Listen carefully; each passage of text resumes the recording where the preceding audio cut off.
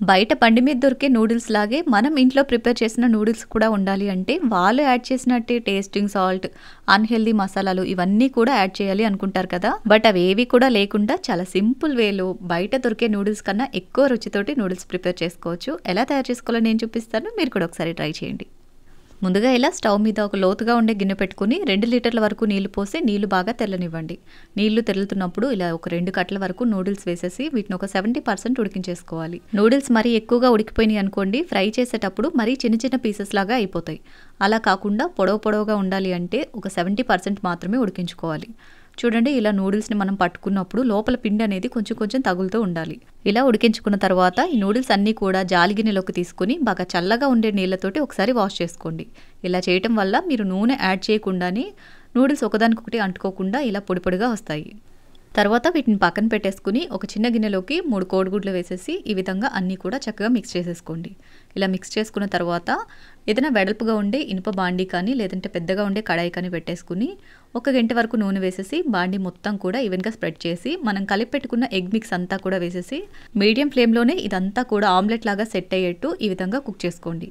ఇలా ఒక ఆమ్లెట్ లాగా అయిన తర్వాత అంతా కూడా ఒక సైడ్ కనేసుకుని పొడవుగా చీల్చుకున్న 3-4 పచ్చిమిరపకాయ ముక్కలు, అలాగే ఒక పావు కప్పు ఉల్లిపాయ ముక్కలు, ఒక పావు కప్పు క్యారెట్ ముక్కలు, 1 కప్పు వరకు క్యాబేజ్ తురుము, కొంచెం కరివేపాకు వేసి హై ఫ్లేమ్లో ఈ విధంగా ఫ్రై చేసుకోండి. మనం ఆమ్లెట్ని ముందుగానే ముక్కలు చేసేసాం అనుకోండి, లాస్ట్కి వచ్చేసరికి చిన్న పీసెస్ అయిపోతుంది. అందుకని వీటితో పాటుగా ముక్కలతో పాటుగా ఈ విధంగా ఫ్రై చేసుకోవాలి.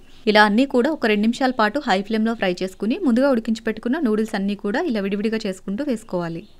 నూడిల్స్ వేశాక చక్కగా అంతా కూడా కింద నుంచి పైకి ఈ విధంగా కలిపేసుకోవాలి. అడుగున వెజిటేబుల్స్ అన్నీ ఉండిపోయాయి అనుకోండి, అవి మాడిపోయే ఛాన్స్ ఉంటుంది.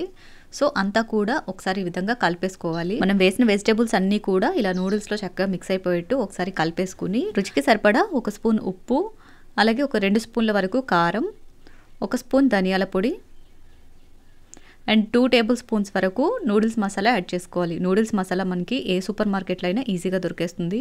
ఇవన్నీ కూడా చక్కగా నూడిల్స్లో మిక్స్ అయిపోయేట్టు ఈ విధంగా కలుపుకుంటూ ఫ్రై చేసుకోవాలి. నూడిల్స్ టేస్ట్ అనేది మనం యాడ్ చేసే ఇంగ్రీడియంట్స్లోనే కాదండి, ఫ్రై చేసే విధానంలో కూడా ఉంటుంది. హై ఫ్లేమ్లో మంచి స్మోకీ ఫ్లేవర్ వచ్చేట్టు ఫ్రై చేసుకోవాలి.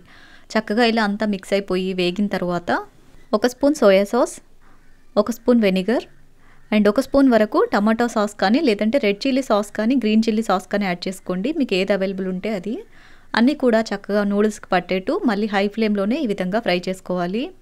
మంచి స్మోకీ ఫ్లేవర్ వస్తూ ఉంటుంది నూడిల్స్ రెడీ అవ్వగానే. అలా మంచి స్మెల్ వచ్చినప్పుడు స్టవ్ ఆఫ్ చేసేసుకుని వేడిగా ఆనియన్స్ వేసి సర్వ్ చేసుకున్నారంటే బయట బండి మీద తిన్న నూడిల్స్ కన్నా కూడా మీరు చేసిన నూడిల్సే బాగున్నాయని మెచ్చుకుంటూ మరీ తింటారు. అంత బాగుంటాయి. తప్పకుండా ట్రై చేయండి. వీడియో నచ్చితే లైక్ చేయండి. ఇలాంటి మరిన్ని ఇంట్రెస్టింగ్ వీడియోస్ని మిస్ అవ్వకుండా చూడాలి అనుకుంటే మినీ టీవీ రేణుస్ కిచెన్ ఛానల్ని సబ్స్క్రైబ్ చేసుకోండి. Thank you for watching. మరో మంచి వీడియోతోటి మళ్ళీ కలుద్దాం.